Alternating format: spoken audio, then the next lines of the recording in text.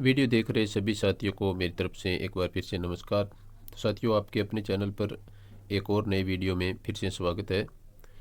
और जैसा कि आप जानते हैं, अपने जो रीट परीक्षा 2022 में जो हुई थी पात्रता परीक्षा, उसके पेपरों का अपने सॉल्यूशन कर रहे हैं, जिसके अंतर्गत हम सब्जेक्ट वाइज अपने सीरीज चला रखी है और जिसके लिए अपने चैनल पर रीट 2025 के नाम से प्ले लिस्ट बनी है। उसमें वीडियो है वो आप पीछे के नहीं देखे हैं तो आप वहाँ से देख सकते हैं। तो मैं आपके बता दूं कि अपने इस चैनल पर अपने लेवल 1 के लिए मनोविज्ञान और हिंदी कर चुके हैं, और अब लेवल 2 के लिए जो 3 शिफ्टों में एग्ज़ाम हुआ था उनके लिए हिंदी अपनी पूरी हो चुकी है, तीनों शिफ्टों के पेपर। और अब अपने मनोविज्ञान के बारे में यहाँ पर अध्ययन कर रहे हैं। तो मनोविज्ञान लेवल 2 के लिए आज अपना ये दूसरा वीडियो है, यानी थर्ड शिफ्ट का ये पेपर अपने देखने जा रहे हैं। तो बाल विकास एवं शिक्षा शास्त्र की आज अपने लेवल 2 वालों के लिए यह दूसरी क्लास है। यदि आपने पीछे की क्लास नहीं देखी है तो आप चैनल की प्ले लिस्ट में जा कर के देख सकते हैं। और मैं आपसे यहाँ पर बताना चाहूँगा कि इसी नाम से अपना टेलीग्राम चैनल है, जो चैनल का नाम है जेपी एग्ज़ाम रिव्यू। तो उस टेलीग्राम चैनल को आप ज्वाइन कर ले, ताकि आपको कंटिन्यू वहाँ पर वीडियो के नोटिफिकेशन है वो मिलते रहेंगे। तो आइए शुरुआत करते हैं आज की वीडियो की और देखते हैं लेवल 2 के लिए जो थर्ड शिफ्ट थी उसमें मनोविज्ञान का पेपर है वो किस प्रकार का आया था।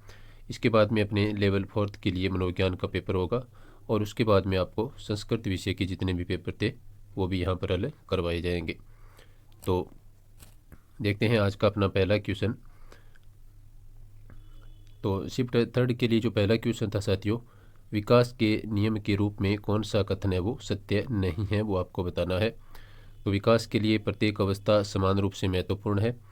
विकास परिपक्वता तथा सीखने का परिणाम है, और विकास में व्यक्तिगत विभिन्नताएं होती हैं, और विकास के प्रारूप पूर्वानुमेय होते हैं। तो जो सत्य नहीं है तो साथियों वो कथन आपका हो जाएगा ऑप्शन ए, विकास के लिए प्रत्येक अवस्था समान रूप से महत्वपूर्ण है। यह कथन आपका सत्य नहीं है।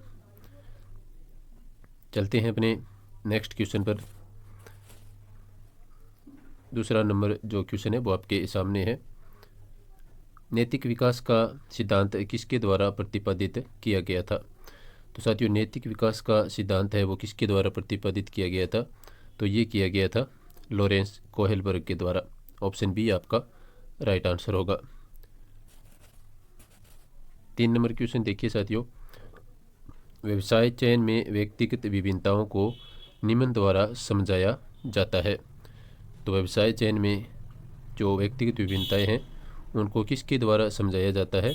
तो 4 ऑप्शन आपके सामने है। संज्ञानात्मक योग्यताओं में अंतर, स्वभावगत प्रवृत्तियाँ, और सांस्कृतिक पृष्ठभूमि में अंतर, और अभिक्षमता में अंतर। तो साथियों इस क्वेश्चन का आंसर होगा अभिक्षमता में अंतर के आधार पर है वो व्यक्तिगत भिन्नताओं को समझाया जाता है। नेक्स्ट क्वेश्चन देखिए, बाल विकास में वातावरण की भूमिका खालिस्तान के द्वारा सबसे सही रूप में प्रतिबिंबित होती है।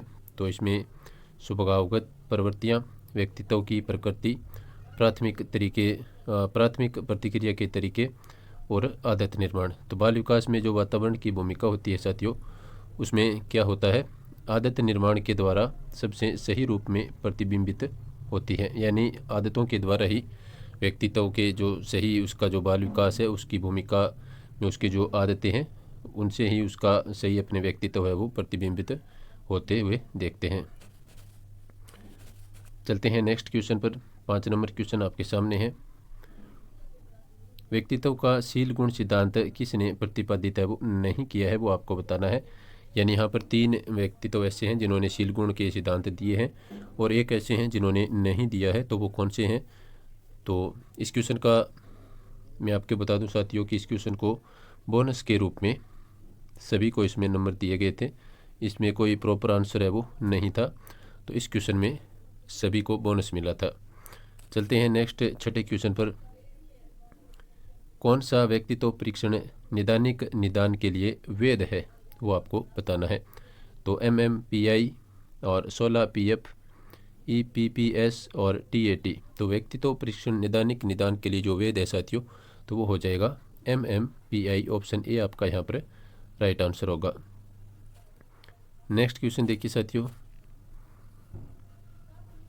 रॉबर्ट जे स्टर्नबर्ग द्वारा बुद्धि का कौन सा सिद्धांत है वो प्रस्तावित किया गया? तो द्विकारक सिद्धांत, बहुकारक सिद्धांत, त्रिआयामी सिद्धांत और पदानुक्रमिक सिद्धांत। तो साथियों इस क्वेश्चन में भी मैं आपको बता दूं कि इसमें भी सभी को बोनस है वो दिया गया था, तो इसका कोई प्रॉपर आंसर नहीं होने के चलते इसको बोनस में माना गया है और सभी को इसका नंबर दिया गया है। नेक्स्ट क्वेश्चन देखिए साथियों, निम्न में से कौन सा बुद्धि का निष्पत्ति परीक्षण है? तो जालोटा सामान्य बुद्धि परीक्षण, भाटिया बैटरी परीक्षण, आर्मी एल्फा परीक्षण, ओड्रा ए मैन परीक्षण। तो साथियों इस क्वेश्चन का आंसर होगा भाटिया बैटरी परीक्षण है वो बुद्धि का निष्पत्ति परीक्षण माना जाता है। तो बी ऑप्शन आपका राइट आंसर रहेगा। चलते हैं नेक्स्ट क्वेश्चन पर। व्यक्तिगत विभिन्नताओं की प्रकृति के लिए निम्न में से कौन सी अवधारणा सत्य नहीं है? सामान्य संभाव्यता, अधिगम समानता, विचलनशीलता और शील गुणों का अंतर संबंध। तो साथियों इस क्वेश्चन का आंसर होगा अधिगम समानता है वो व्यक्तिगत विभिन्नताओं की प्रकृति के लिए जो अवधारणाएं होती हैं उनके लिए सत्य नहीं है, बाकी तीनों सत्य है।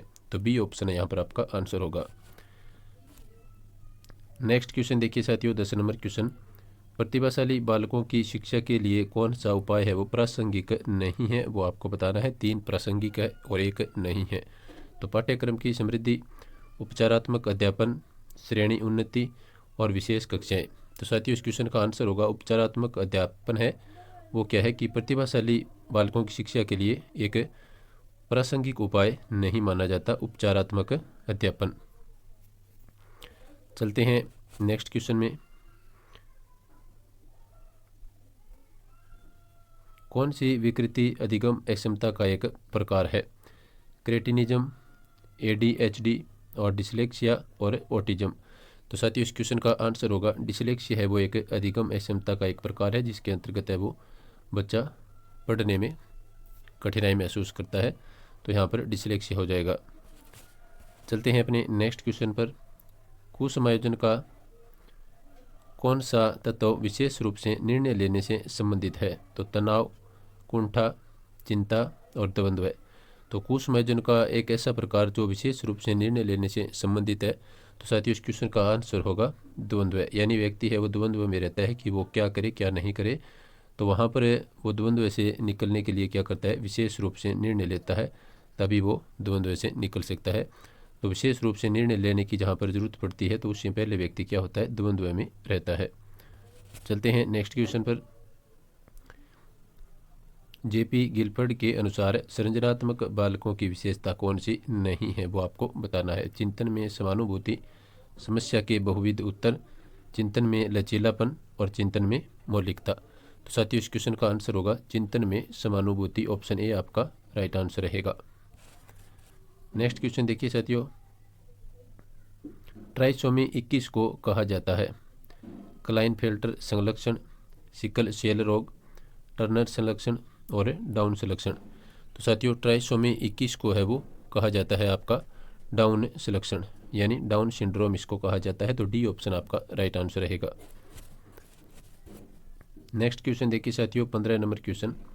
निम्न में से कौन सा थॉर्नडाइक के सीखने के नियमों का हिस्सा नहीं है? वो आपको बताना है।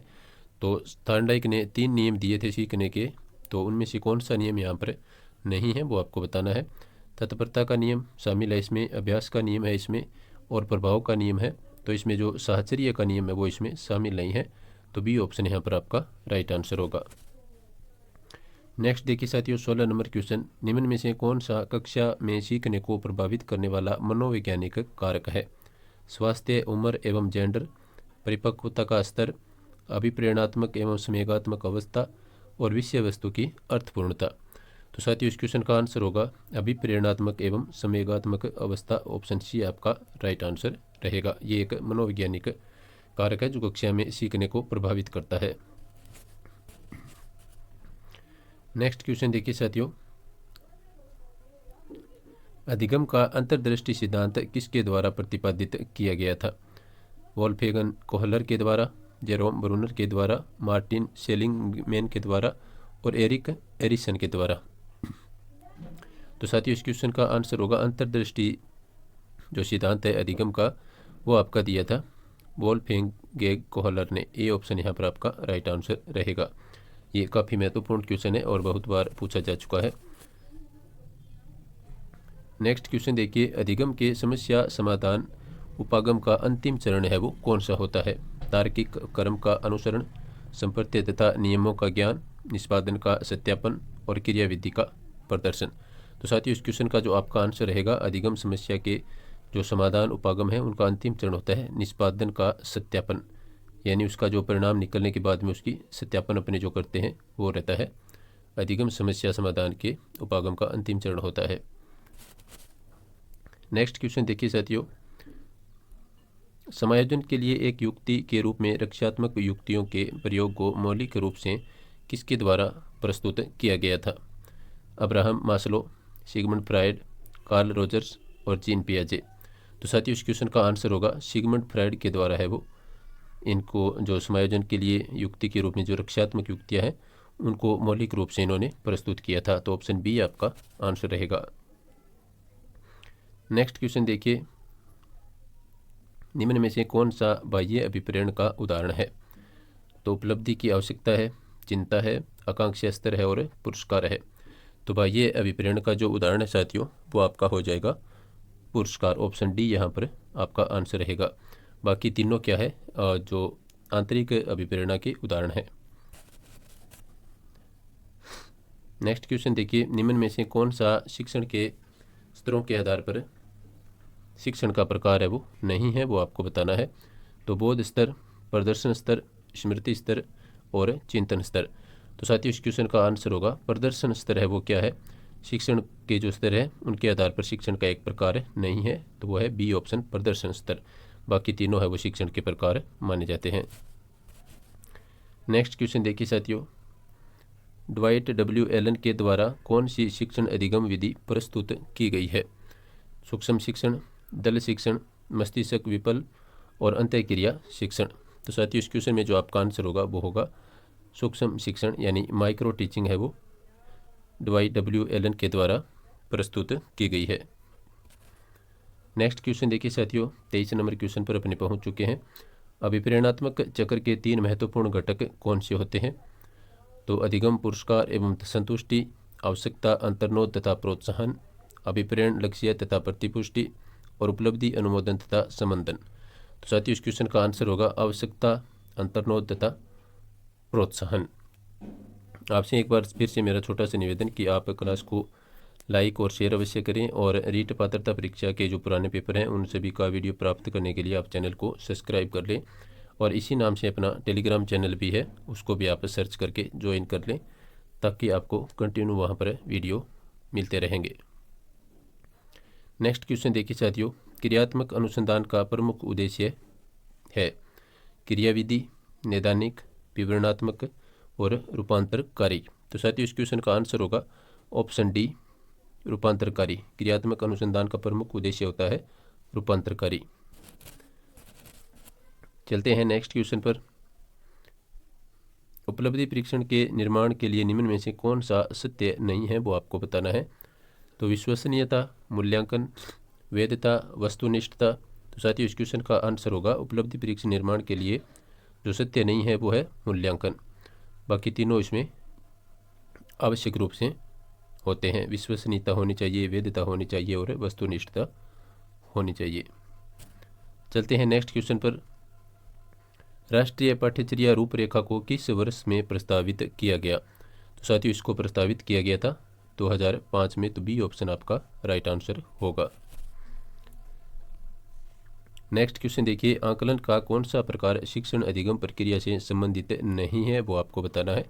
उपलब्धि, सतत, नैदानिक और उपचारात्मक। तो साथियों, इस क्वेश्चन का आंसर मैं आपको फिर से बताऊं कि यहाँ पर इस क्वेश्चन में भी सभी को बोनस है वो दिया गया था। चलते हैं नेक्स्ट क्वेश्चन पर। जीन पियाजे के संज्ञानात्मक विकास के सिद्धांत में कौन सी अवधारणा संबंधित नहीं है वो आपको बताना है? स्कीमा, अधिग्रहण, आत्मसात्करण और व्यवस्थापन। तो साथियों, इस क्वेश्चन का आंसर होगा अधिग्रहण। ये इनके संज्ञानात्मक विकास के सिद्धांत में शामिल नहीं थी। नेक्स्ट क्वेश्चन देखिए साथियों, जीन्स का जोड़ा जो विशेष गुणसूत्र पर एक विशिष्ट स्थान अधिग्रहित करता है तथा समान गुण को नियंत्रित करता है उसको क्या कहा जाता है? तो साथियों उसको एलील कहा जाता है। तो सी ऑप्शन आपका यहाँ पर राइट आंसर होगा। नेक्स्ट क्वेश्चन देखिए साथियों, 30 नंबर क्वेश्चन और आज की क्लास का अपना अंतिम क्वेश्चन। सिगमंड फ्रायड द्वारा प्रतिपादित मनोलैंगिक विकास की अवस्था निम्न में से कौन सी नहीं है, वो आपको बताना है। फेलिक अवस्था, एनल अवस्था, एडिपस कॉम्प्लेक्स अवस्था और लेटेंसी अवस्था। तो साथियों इस क्वेश्चन का आंसर होगा एडिपस कॉम्प्लेक्स अवस्था। सी ऑप्शन आपका राइट आंसर होगा। तो आपको क्लास कैसी लगी कमेंट के माध्यम से अवश्य बताएं और नेक्स्ट पेपर देखने के लिए आप तैयार रहें। बहुत जल्द आपको वीडियो मिलेगा और आप चैनल को सब्सक्राइब करके रखें। वीडियो देखने के लिए सभी साथियों का धन्यवाद। नमस्कार।